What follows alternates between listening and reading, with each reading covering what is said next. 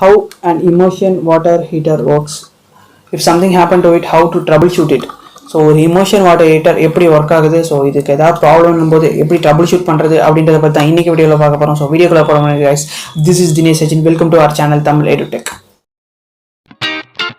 So எப்படி water ஹீட்டரில் heat ஆகுது கரண்ட்டை கொடுக்கும்போது அப்படின்னு சொல்லி பார்த்தோம்னா, flow of electrons.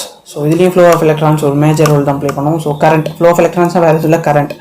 So already கரண்ட்டை பற்றி ஒரு வீடியோ போட்டிருக்கோம். ஸோ இதில் நான் எக்ஸ்பிளைன் பண்ண போகிறது உங்களுக்கு ஏதாவது டவுட்ஸ் ஏதாவது வந்தது, ஸோ ஏதாவது புரியல அப்படின்னா கரண்ட்டையும் வோல்டேஜையும் பற்றி ஒரு வீடியோ போட்டிருக்கோம். ஸோ ஐ பட்டனில் கொடுக்குறேன், அந்த லிங்கை தொட்டு வீடியோ பார்த்துட்டு வாங்க. ஸோ இந்த வீடியோ உங்களுக்கு இன்னும் நல்லாவே புரியும்.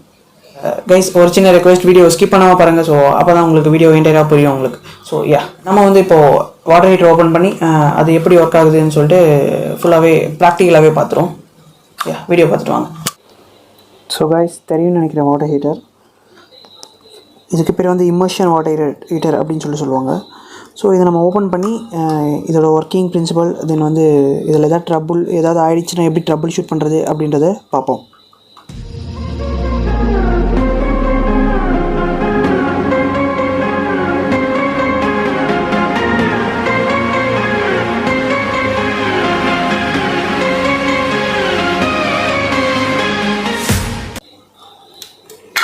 ஸோ ஆக்சுவலாக இதுக்குள்ளே ஒன்றுமே இல்லை, பார்த்தீங்கன்னா தெரியும்னு நினைக்கிறேன். ஸோ இங்கே தான் எர்த் கனெக்ட் பண்ணுவாங்க. பட் நான் இந்த வாட்டர் ஹீட்டரில் எர்த்தே கனெக்ட் பண்ணலை. ஸோ எர்த் ஒயரே கட் பண்ணி வச்சுருக்காங்க. ஸோ இதை ஓப்பன் பண்ணலாம்.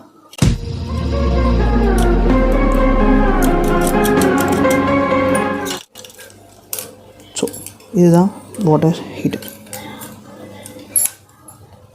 ஃபேஸ் அண்ட் நியூட்ரல் ஒரு போல்ட் போட்டு டைட் பண்ணி வச்சுருக்காங்க. அந்த போல்ட்டை நம்ம ரிமூவ் பண்ணுவோம்.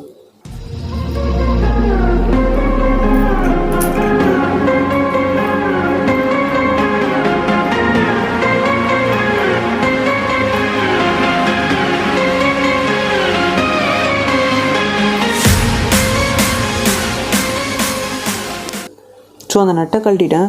ஸோ அந்த நட்டை கழட்டிட்டோன்னே என்ன ஆகுதுன்னா, இங்கே ஒரு காயில் மாதிரி இருக்குது. இந்த காயில் டைரெக்டாக உள்ளார போகுது. ஸோ இதுக்குள்ளார ஒரு சின்ன காயில். ஸோ இந்த காயில் டைரெக்டாக உள்ளார போயிட்டு இந்த பக்கம் வருது. ஸோ எதுக்கு இந்த காயில்? ஸோ இதான் nichrome resistance heating alloy wire. So அதாவது இதில் மட்டும்தான் நம்ம கரண்ட்டை கொடுக்க போகிறோம். ஸோ இந்த மேலே இருக்கிற அந்த அவுட்டர் பிளேட்டில் கிடையாது.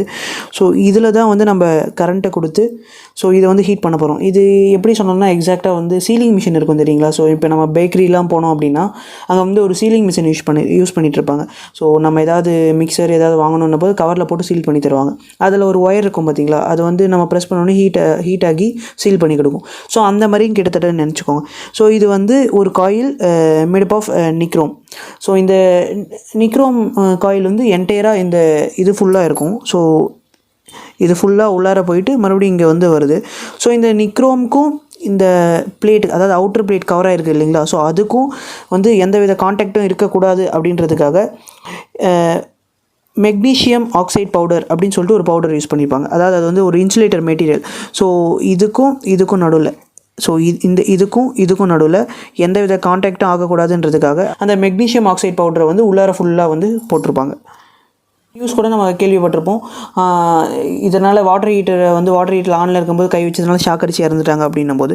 ஸோ அந்த மாதிரி நியூஸ்லாம் ரெண்டு விஷயம் அவங்க தப்பு பண்ணியிருப்பாங்க. ஸோ என்னென்னு பார்த்தீங்கன்னா, ஒன்று இந்த மாதிரி எர்த் ஒயரை கட் பண்ணுறது. ஸோ எர்த் ஒயரை கனெக்டே பண்ணிட மாட்டாங்க.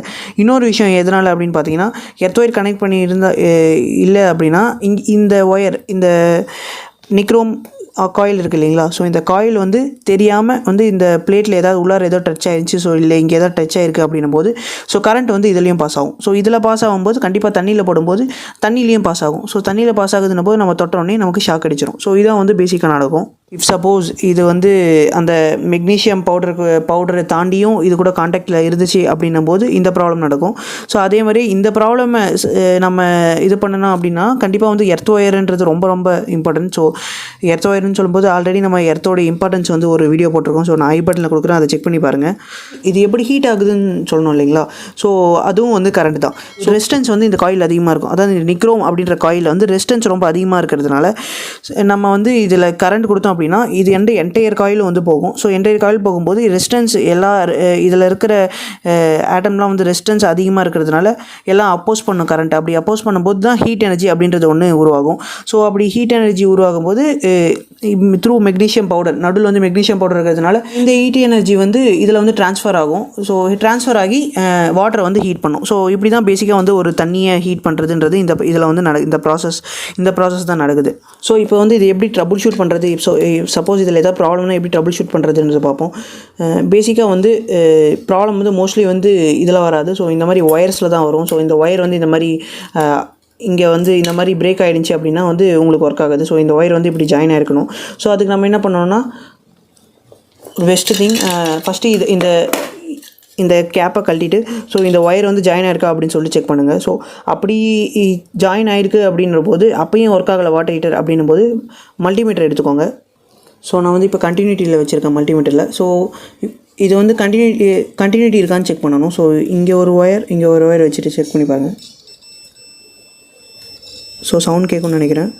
ஸோ வந்து இது வந்து கரெக்டாக தான் கனெக்ட் ஆகிருக்கு அப்படின்னு அர்த்தம். ஏன்னா சம்டைம்ஸ் வந்து ப்ளக் பாயிண்ட்லேயோ இல்லை ஒயரில் வந்து வேறு எங்கேயாவது வந்து பிரேக்கேஜ் ஆக இல்லை ஒயர் வந்து டிஸ்கனெக்ட் ஆகியிருக்க வாய்ப்பு இருக்குது. ஸோ அதனால் என்டையராக வந்து செக் பண்ணிக்கோங்க. ஸோ சவுண்ட் கேட்கும்னு நினைக்கிறேன். ஸோ அதே மாதிரி அந்த ஒயரையும்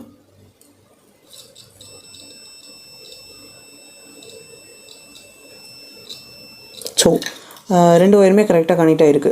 ஸோ இதேமாரி நமக்கு வந்து ஒர்க் ஆகலை அப்படின்னும் போது என்ன ப்ராப்ளமாக இருக்கும் அப்படின்னு பார்த்தீங்கன்னா, ஸோ கண்டிப்பாக இந்த இடத்துல நம்ம என்ன பார்க்கணும்னா இதுக்குள்ளார, ஸோ இந்த காயிலுக்குள்ளார ஏதாவது இந்த நான் சொன்ன அந்த நிக்ரோம் ஹீட்டிங் அலாய் அந்த ஒயர் அந்த காயில் வந்து எங்கேயாவது நடுவில் பிரேக் ஆகிடுச்சு அப்படின்னும் போது நமக்கு வந்து இந்த மாதிரி ஒர்க் ஆகாது போகிறதுக்கான சான்ஸ் இருக்குது. ஸோ அப்படி ஆகிடுச்சுன்னா நமக்கு வந்து வேறு எதுவுமே பண்ண முடியாது. காயில் இதை வந்து தூக்கி போட வேண்டியது தான். ஸோ அந்த ப்ராப்ளம் இல்லாமல் இந்த மாதிரி ப்ராப்ளம் இந்த ஒயர் டிஸ்கனெக்ஷன் ஆகிடுச்சு அப்படின்னும் போது நம்ம வந்து ஈஸியாக ட்ரபிள் ஷூட் பண்ணிக்க முடியும். ஸோ கைஸ் வீடியோ புரிஞ்சிருக்குன்னு நினைக்கிறேன். வீடியோ எதாவது புரியல, ஏதாவது டவுட்ஸ் இருந்துச்சுன்னா கமெண்ட் செக்ஷனில் சொல்லுங்கள். அதுக்கு பார்த்து நான் ரிப்ளை பண்ணுறேன். தென் ஸ்டில் வந்து வீடியோ பிடிக்கல, ஏதாவது புரியல, ஸோ கண்டென்ட் சரியில்லை அப்படின்னா டிஸ்லைக் பண்ணுங்கள். ஸோ நீங்கள் டிஸ்லைக் பண்ணால் தான் தெரியும் வீடியோட கண்டென்ட் அண்ட் குவாலிட்டி சரியில்லைன்னு சொல்லிட்டு. I will try to improve from my side guys. Then still வந்து நம்ம வீடியோ பார்க்குற ஒரு 70% ஆஃப் பீப்புள் வந்து சப்ஸ்கிரைப் பண்ணுறதுல நீங்கள் சப்ஸ்கிரைப் பண்ணிட்டு பார்த்தீங்கன்னா நல்லாயிருக்கும். கைஸ் அவ்வளோதான். ஸோ நெக்ஸ்ட் வீடியோவில் பார்க்கலாம். பாய்.